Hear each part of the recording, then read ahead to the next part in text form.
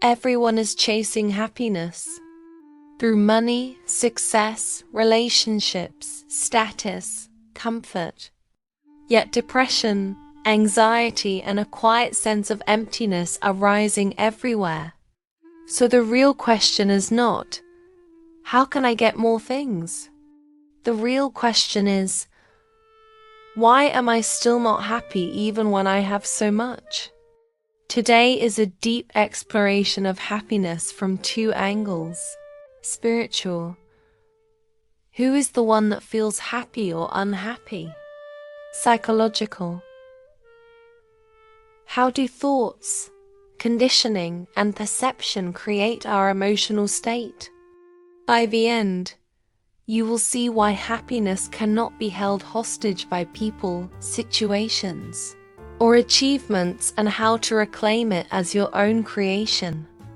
If you look honestly at almost everything you do, studying, working, building a business, getting married, raising children, buying a house, underneath it all is one simple desire.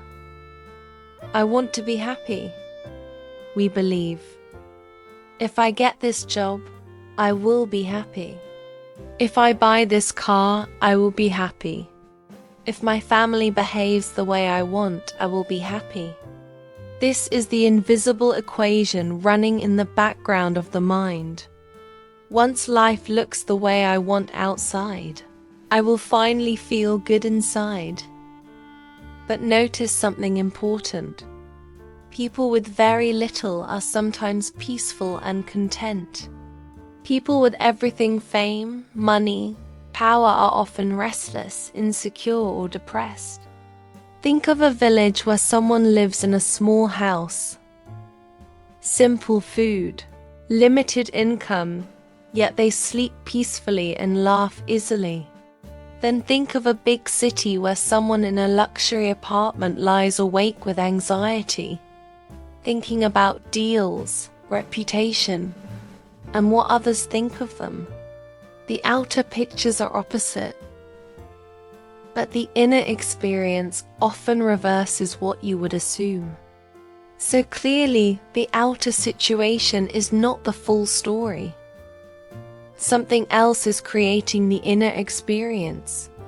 Think of one achievement you chased for years.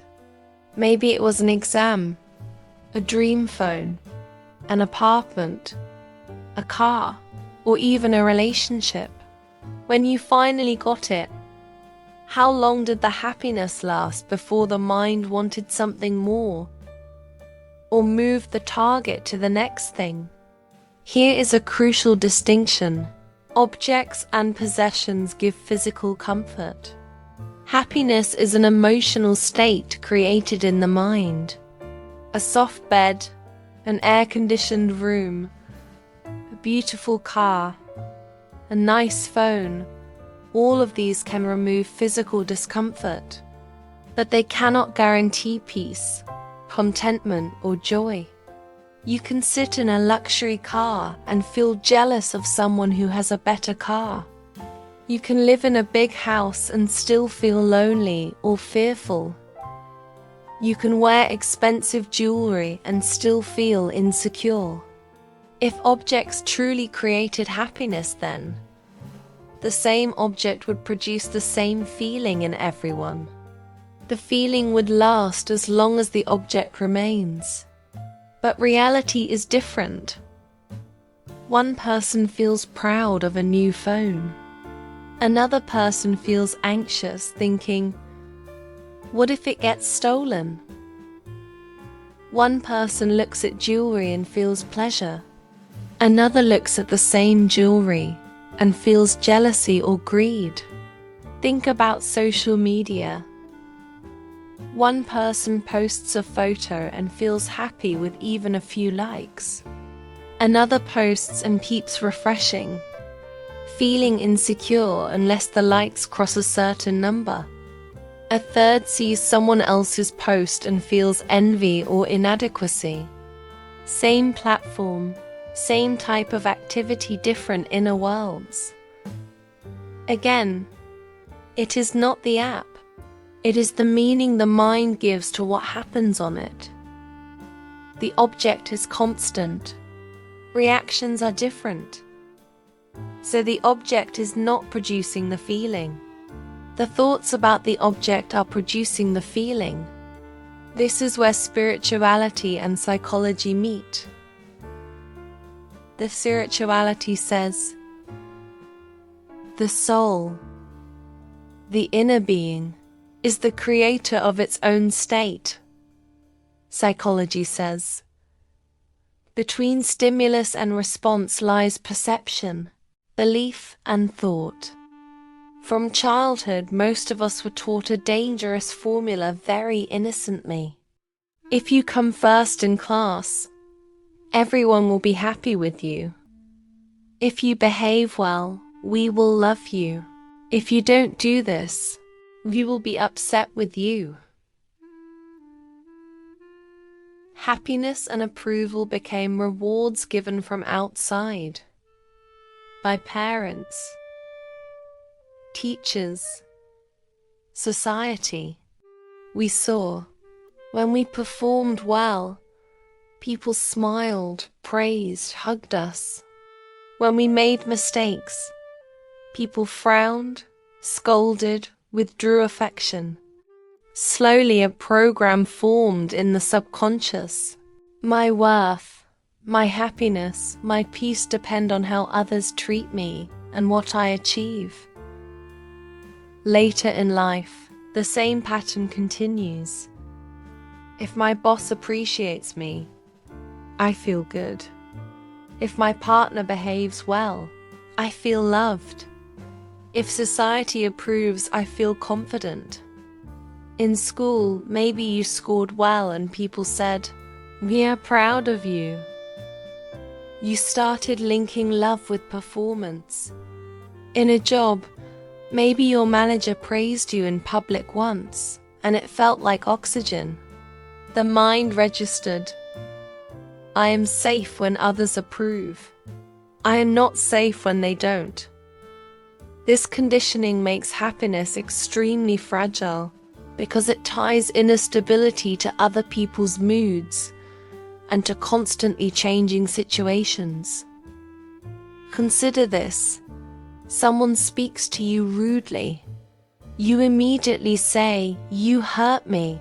Notice the language. You made me angry. You upset me. You hurt me.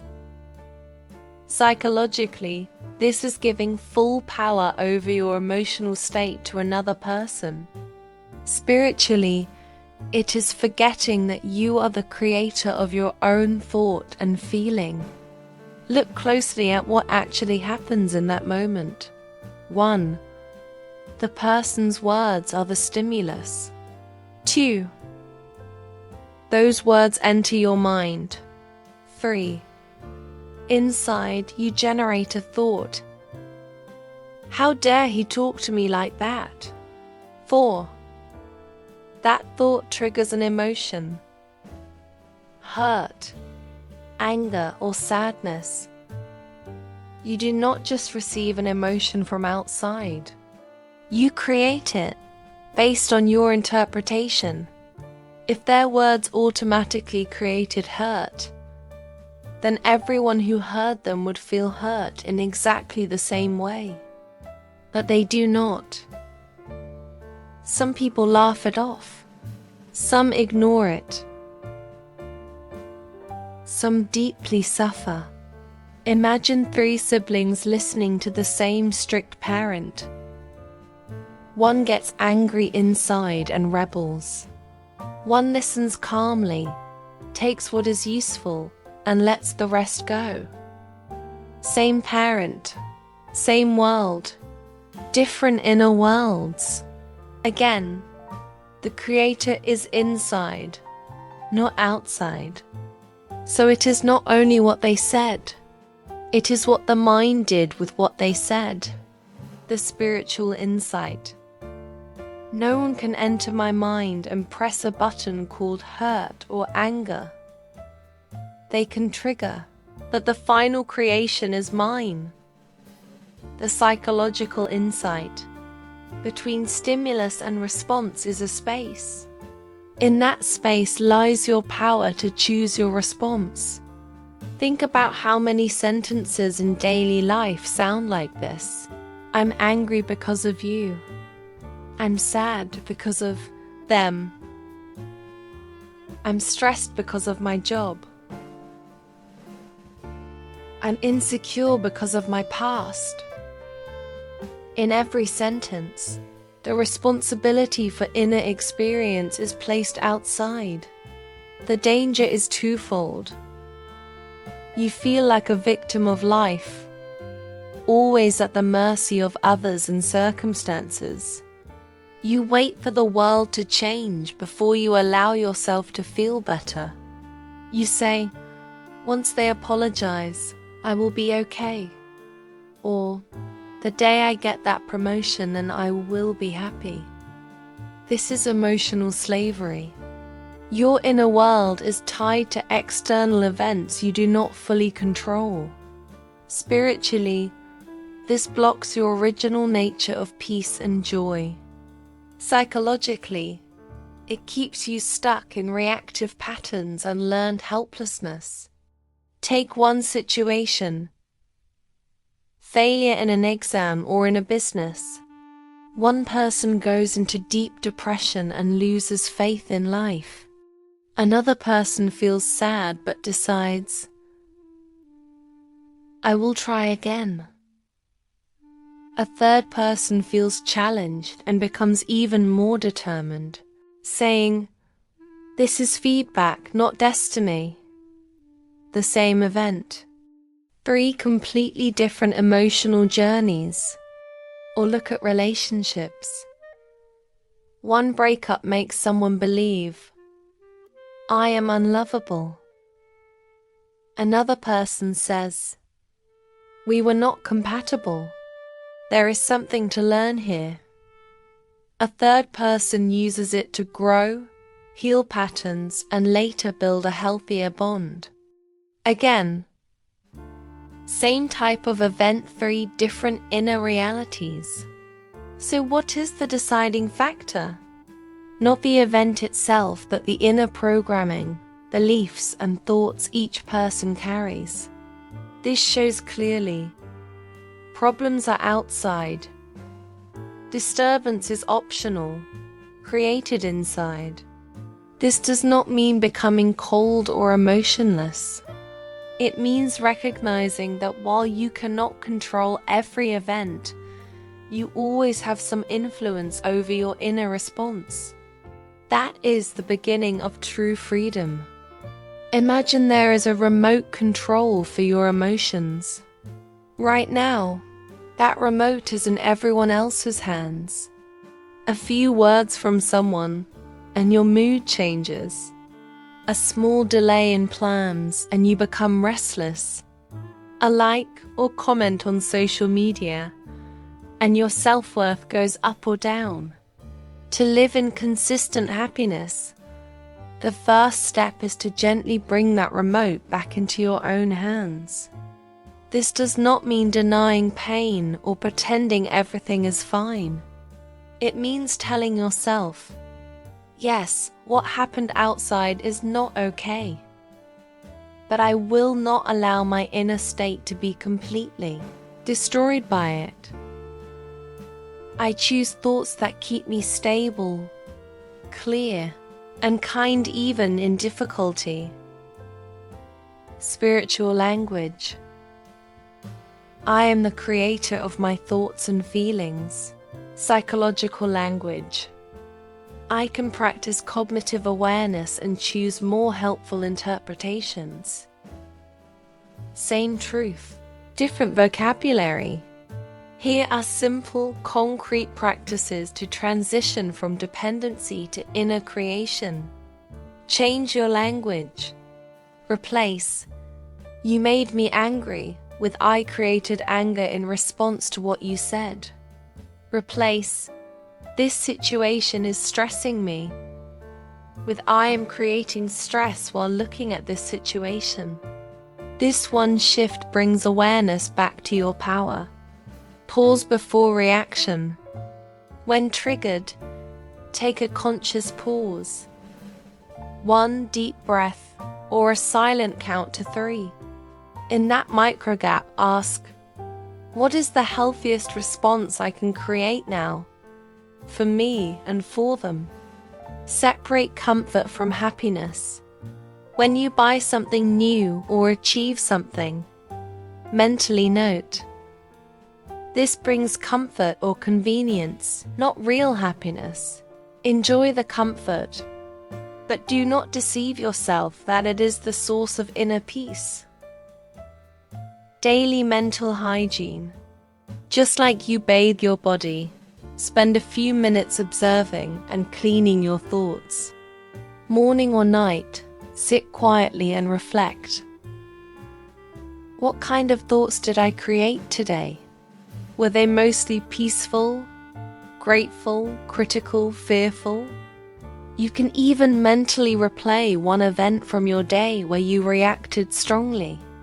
Ask yourself, what story did I tell myself in that moment? Is there another way I could look at it that keeps my dignity and my peace? From a spiritual view, happiness is not something to be imported. It is the natural state of the soul, covered by layers of wrong thinking and emotional habits. From a psychological view, happiness is a stable result of healthy beliefs, self-awareness, emotional regulation, and meaningful values. Meditative self-awareness bridges both. Sit in silence for a few minutes daily. Gently repeat an idea like, I am the creator of my thoughts. I am not a slave to situations. Peace and happiness are available inside me now. Watch your thoughts without judgment. When you notice blame, resentment, or fear, do not fight them. Just see them and softly introduce a new thought. I choose a better way to see this. Over time, this rewires the mind. The default shifts from reaction to choice, from dependency to authorship. Happiness always. This phrase does not mean that life will always go your way. It means that in every scene of life, success or failure, praise or insult, comfort or discomfort, you hold the inner responsibility and the inner power to decide how you will think and feel. The world outside can offer comfort, opportunity, and challenge. Only you can offer yourself stable peace.